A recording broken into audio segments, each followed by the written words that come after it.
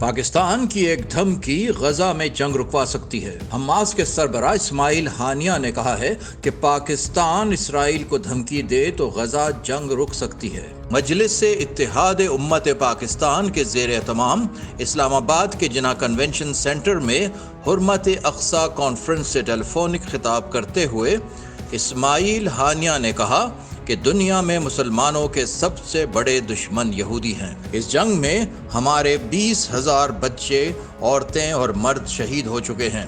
اسماعیل ہانیہ نے کہا کہ پاکستان ایک مضبوط ملک ہے۔ اگر پاکستان اسرائیل کو دھمکی دے تو جنگ رک سکتی ہے۔ پاکستان سے ہمیں بہت سی امیدیں ہیں۔ پاکستان اسرائیل کو پسپائی پر مجبور کرے گا۔ ان کا کہنا تھا کہ ہم اس وقت اسرائیل کے جدید ترین ہتھیاروں کو تباہ کر رہے ہیں۔ ہمیں امید ہے کہ ہم کامیاب ہوں گے۔